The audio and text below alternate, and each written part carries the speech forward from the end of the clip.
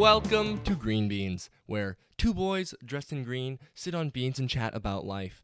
I am your host, Jared, and with me is my co-host and brother, Ethan. Yo.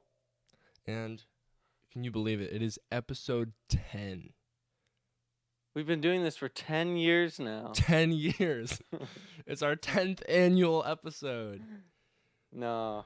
But that means we've been doing it for 10 weeks. Yeah, new episode every week. That's kind of crazy. It's gone by very fast.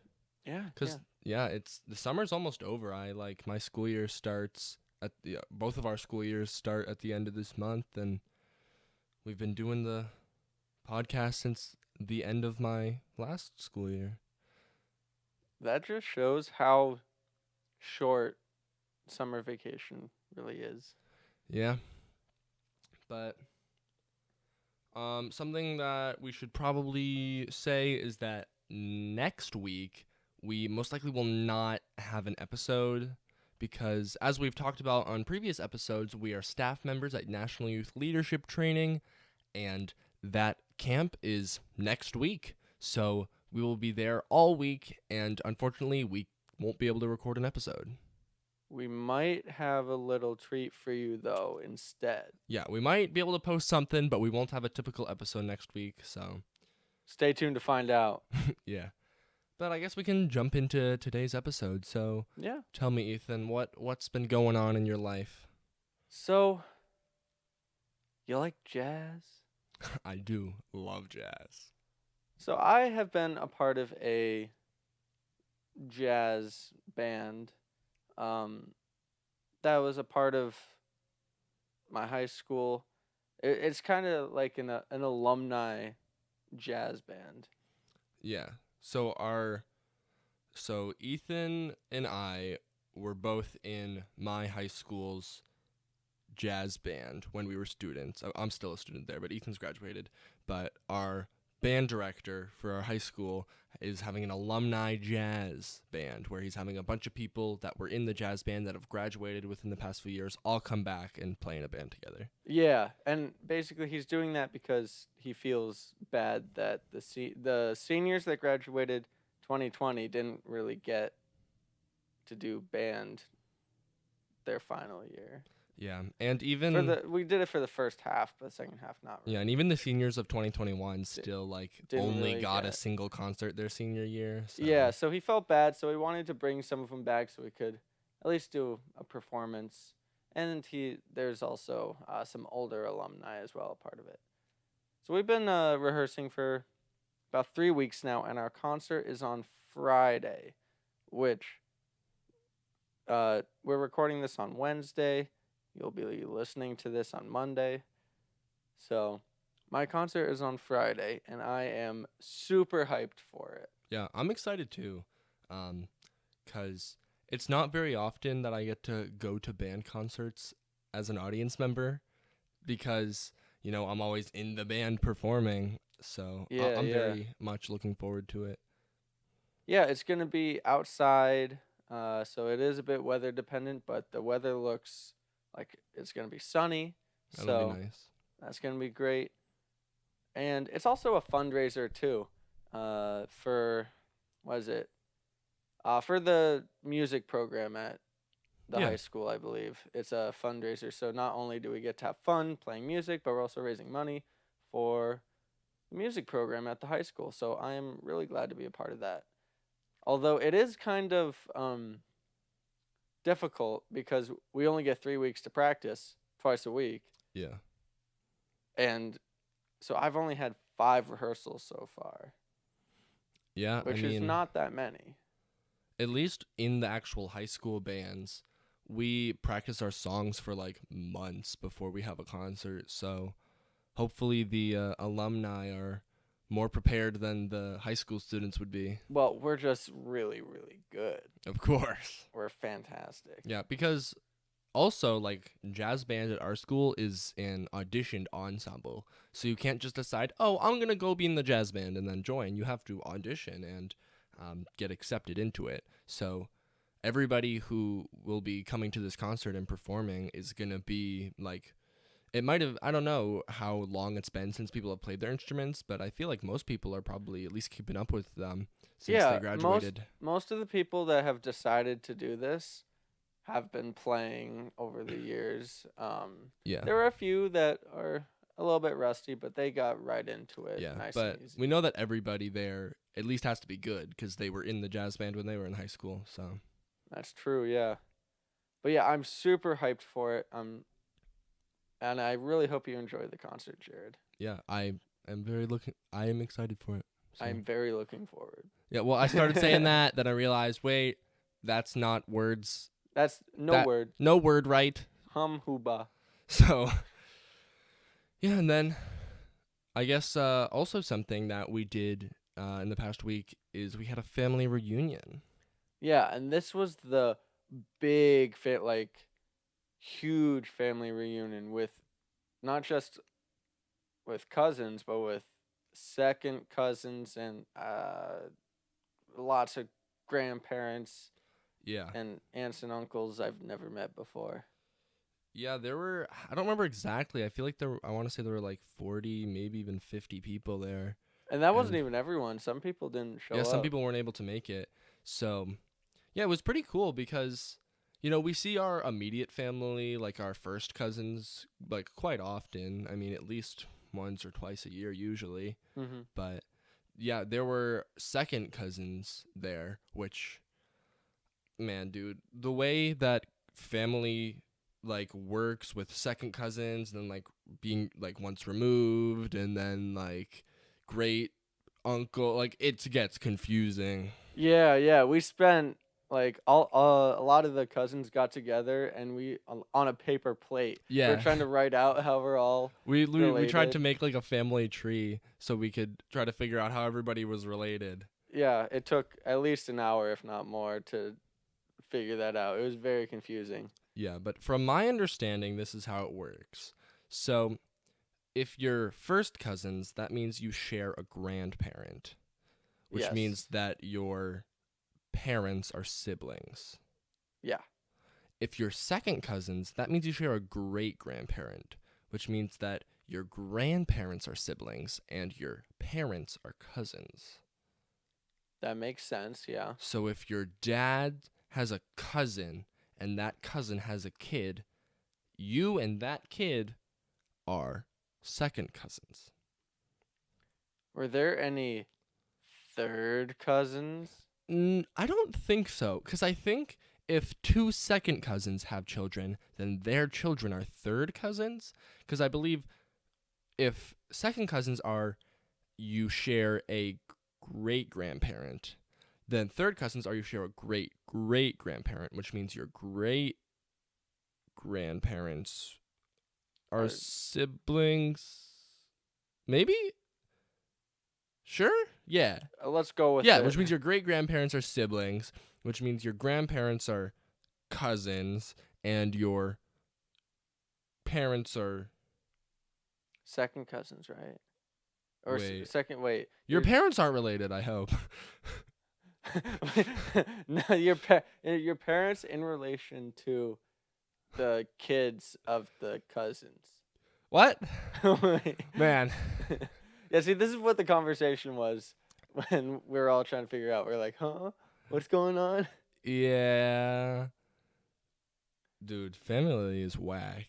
But yeah, it was kind of cool because when at our family reunion, we saw some of our second cousins, and some of them I guess we had seen at another family reunion that But was that like was 8 like or 9 years ago. that was a long time ago. Yeah. So I didn't remember it really that much, and so it was kind of like I was meeting these people for the first time. And then there were other second cousins there that I'm pretty sure I had never met before.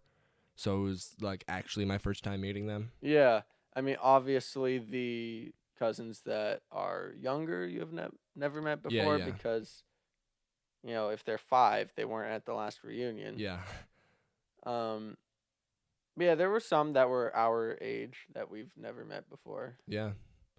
But it was a lot of fun. I had a lot of fun at that reunion, and I honestly wish it could have been longer because it was just like a weekend. But Yeah. I got to know some people that I guess I'm related to pretty well, and We had a lot of fun playing like board games. We played volleyball.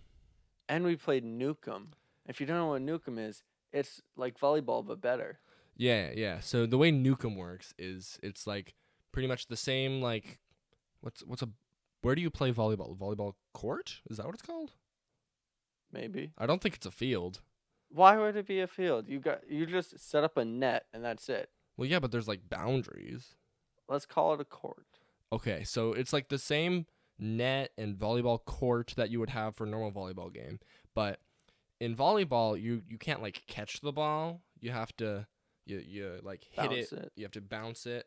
Um, but with Nukem, the way it works is when the ball goes over, somebody on your team has to catch it, and then if somebody on your team catches the ball, then they then throw it over to the other side of the net, and then somebody on the other side has to catch it. But then the way it works is unlike volleyball, where there's points in Nukem, people get out of the game. So Mhm. if the ball hits the ground, then whoever was closest to the ball when it hit the ground is then out. Or if somebody touched it and then it hit the ground, like they failed to catch it, then that person would be out, even if other people were closer. Yeah. But yeah, so pretty much you just throw the ball back and forth over the net until it hits the ground, and then whoever's closest is out. But then it gets pretty funny, like as the game goes on, because sometimes there will be like one person left on one side and then 5 people left on the other side, and Yeah. And there's a lot of we made up some rules too when we were playing. Like we had a revive system where if you like caught it one handed, then you could revive someone or something. yeah, you could bring another teammate who got out back onto your team.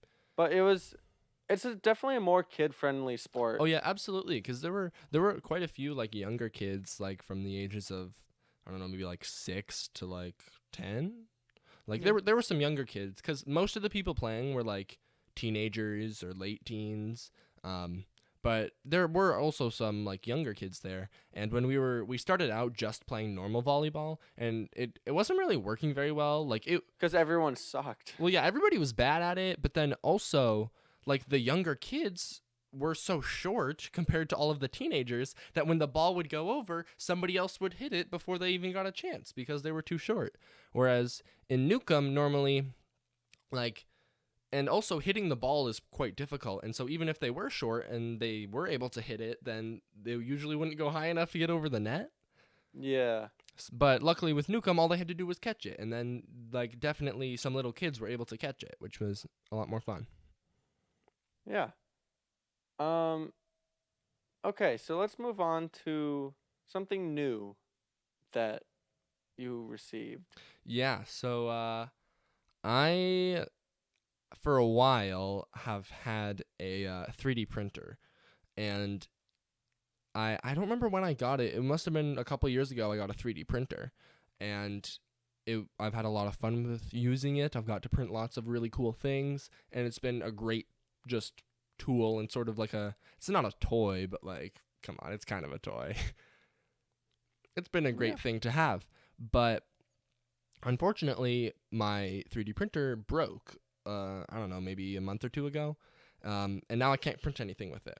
So I decided that our family decided that we would get a new 3D printer. But I wanted to get a different kind of 3D printer. I wanted to get a resin printer. So when a person hears the word 3D printer or the words 3D printer, I mean, I'm not in your brain, but I assume the thing that comes to your mind is a filament printer, which is where you have like a spool of plastic filament and then you load it into the printer and then the printer like heats it up and then like melts it and then squirts it out of an extruder and then builds up whatever you want to make.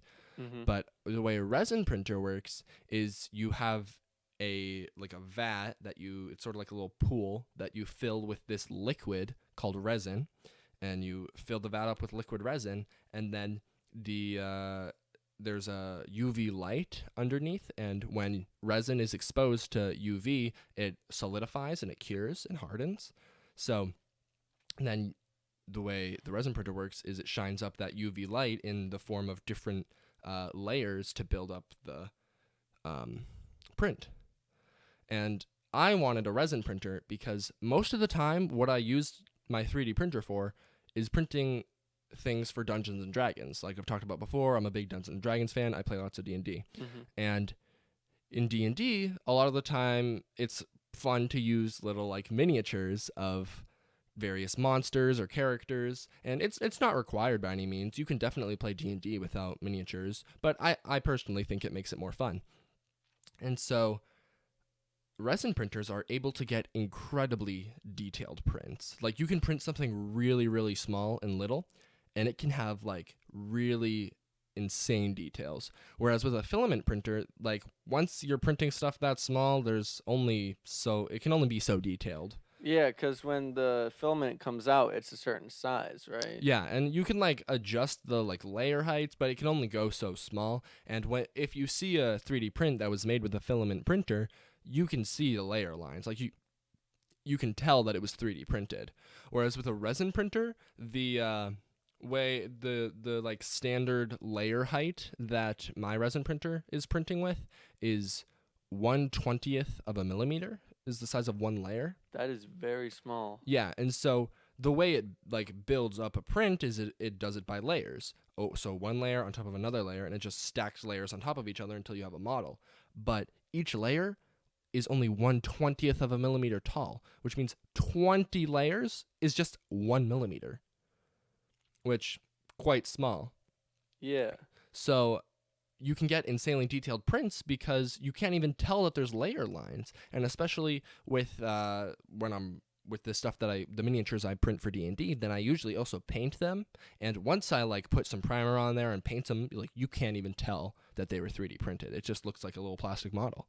Now, I realized that because the layers are so small that it's more detailed. Is it also more detailed because just the way that it's printed, it's not like mechanically printed out, it's with UV light and, you know, I don't, would that be considered chemically, physically? Like it Might be chemically, I'm not sure.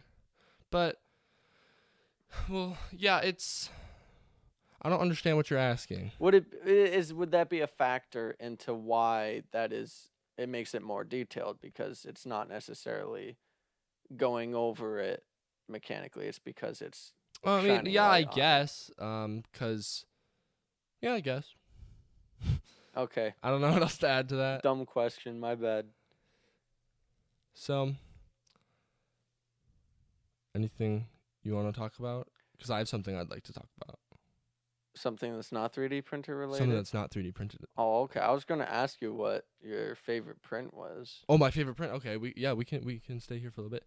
So, I've been printing since we just got our 3D printer like last week, the new resin one, and I have been printing lots of models for our upcoming D&D sessions, and so far I printed everybody's character models. So everybody like on a website called Hero Forge made their own custom miniatures for the characters that they're playing, and I printed those out, and those are my favorite thing so far because it's just like so cool how you all customized your miniatures and to just whatever you wanted. Like you're playing a Dragonborn Ranger, like that's your character in our D&D campaign, and you like went into the website and like made him look super cool and gave him outfit and weapons, and he looks like this sick dragon, and like now we have that physical thing, and I don't know, it's just mind-blowing how it can go from that thing on the computer to having that exactly what you designed right in my hand.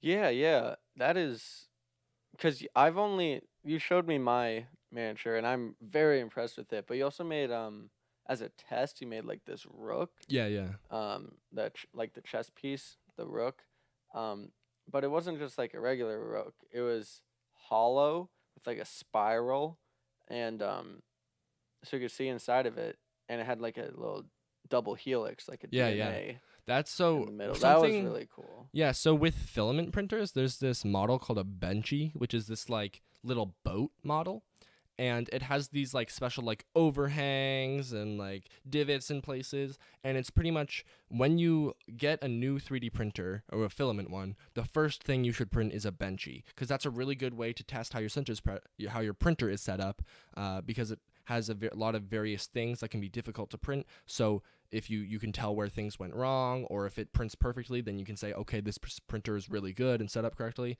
and it's just a good test print. And so resin printers have their own version of that, which is I don't know what it's called. It's just this like chess rook, but it's like all spirally and it has some intricate designs in it. And so yeah, I printed 2 of those rooks, and they came out really, really cool. And like you said, they have this like really thin like double helix spiral in the middle, and it looks really sick. Yeah, and I know with filament printers, you can print things in multiple colors. You can't do that with resin printers, can you? No, not really. I mean, if with filament printers, if you do wanna you do a multicolored print, you need to have like a dual extruder printer, or you can just pause the print halfway through and then change the filament and then continue. But with resin printers, no, you can't really do that. Because once you have the liquid in there, like that's the liquid you're going to be using. Yeah, I know there are some like dyes that you can use to color resin. So if I since I'm painting most of the things I'm printing right now, it doesn't matter what color they print in because I'm going to paint over it. But if you weren't going to paint things and say you were printing a model and you wanted it to be blue, you could take like white resin and then add like special blue dyes to it to make it blue resin then. Food coloring. I don't know if food coloring is like safe for a resin printer, but I'm pretty sure there are like dyes that people make that are specific for resin. And then there are also just like different kinds of resin. Like you can get resin that's completely like clear and transparent, or you can. Oh, that would be cool. Yeah, those can look pretty cool. And I've seen like sometimes in various like D&D campaigns, people will, if like a character knows an invisibility spell or something like that, then they'll have like one mini, their like normal character painted mini, but then they'll also have another one that's the exact same model for the miniature for the character, but it's printed in completely clear see-through resin. So that way, if like a character uses like their invisibility spell to turn invisible, then you can like switch out the miniature that they're using to like the clear one, so you can still like see them, but it's just a cooler representation. That is really cool. Yeah, and they also make other kinds of resin. Like a pretty common one is like this like green translucent resin, but the kind that I have is just like solid gray. Solid gray, yeah. That's a good medium to paint over, though. Yeah, and I have, before I like paint the miniatures, I like do the spray paint primer on them, and that is also gray. So even if I had resin that wasn't gray, they would be gray before I printed them, or before I painted them, I mean. Yeah. So now I think we should talk about pasta. Oh my goodness. Pasta. But not just any pasta. The top 10 pastas. We're talking about the top 10 best pastas. So, here. Jared, think about your, not number 1 pasta, but your number 10 pasta. My number 10 pasta. Yeah, think about it. Think about it real good. Real nicely. Okay. All right. You got it? I got mine. Yeah, I got mine. All right. Do you want to say it first? Okay. No, you go. Cavatappi. Cavatappi? That's number 10 for you? Yeah. Explain. Well, because there are a lot of pastas out there, and I like many other pastas more than cavatappi. Okay. Although I do, now here's the thing. Most pastas I like, and cavatappi's good, don't get me wrong. Mm-hmm. But I just like so many other pastas more. Understandable. I mean, I'm going to have to strong disagree with you on that one. I personally love cavatappi. I love cavatappi. My number 10, I'm going to put tortellini. I know you're a big fan of tortellini, but that was like a punch to the face, man. Oh my goodness. Tortellini is fantastic. I'm sorry, I don't dislike tortellini, but it's not it for me. It's all right. But you can say tortellini like tortellini. That's true, but you could say the other ones like cavatappi. No, you can't beat tortellini though. Tortellini. I guess. You got to bake the tortellini. Come on, what are you doing? All right. That's number 10 pasta. That's our number 10 pasta. This is We gonna go be to number 9. Are we okay? Here's the thing. Are we gonna make this a 10-part series, or are we just gonna I think do all of them this episode? we should make it a 10-part series. Stay So tuned for the next right 9. now you're getting our number 10, our 10th favorite type of pasta. But if you stay tuned to this podcast for long enough, eventually we'll get to number 1. You'll find out our favorite. Pasta. I wonder if we should do a vote, like which would be number 10, cavatappi or tortellini? Maybe. I think I don't know. Tortellini's my number 10, man. And cavatappi's my number 10. All right. Well, I hope we agree on our number 1 though. I hope so. I don't know. There's a lot out there. We gotta wait to find out because top 10 pasta is gonna come back in future episodes. But that was our quick little top 10 pasta segment. So do you want to maybe hit us up with a little bit of a dinosaur fact? No. No? Yeah, of course I do. I will gladly hit you up with Ethan's fantastic fossil facts. All right. Did you know the Therizinosaurus means scythe lizard, and it is named after the 3-foot claws it has on his hands? Oh, 3 feet long. that's long. That is the longest claw any animal has ever had in history. That's like really big. How big was the what would you say Therizinosaurus? Therizinosaurus. How big was that dinosaur? He was a big chungus. Okay. But like how big? Let's see. Like smaller than T-Rex? T-Rex size? Smaller than T-Rex, but not by much. Okay. He was bipedal, so he stood on 2 legs, and we'll have an image up for you on the YouTube version. But if I had to describe it in words, he was like he had odd proportions. He had a long neck and like a beak, and he had a fat belly, and a short tail, and he stood on 2 legs, and he had these massive claws. And they weren't used for hunting because Therizinosaurus was a vegetarian. Yeah, I guessed that when you said they have a beak. Because when you said they had like long claws, I was thinking that they probably were really good at like fighting other dinos or like fighting food. No. It is believed that the Therizinosaurus used their claws for removing vegetation from, trees and stuff like that. Like a machete. Machete, yeah. It's chopping down trees. That's cool. They might have used them for self-defense too. We don't know. But yeah, that's my fabulous fossil fact. Or was it fantastic? I don't remember. I don't remember what you said. It was fantastic and fabulous. Beautiful. But yeah, we got a little bit of time left. Unless if you want a short episode. I mean, we could wrap it up now. This'll be one of our shorter episodes, but that's okay. Because yeah. All right. Well, a little bit of a shorter episode this time, but that's all right. Sometimes they push us into like 45 minutes. Sometimes they're only going to be half an hour, You never know. Except if you look at the amount of time. Yeah, you never know unless you look at the timestamp that's on every episode. Yep. So, yeah, that brings us to the end of today's episode. We had a good talk about family and what, how, why family. And although that's kind of a callback to our last episode when you talked about Fast and Furious. Oh, that's true. Because he loves family. But yeah, we talked about my new resin printer. Maybe I'll have more updates on how things are going with that in the future. And then another reminder that there's going to be no episode next week, most likely. So, yeah. Anything you want to add before we wrap up? YouTube channel, That Etan Guy. Check it out. Please. I beg you. Do it.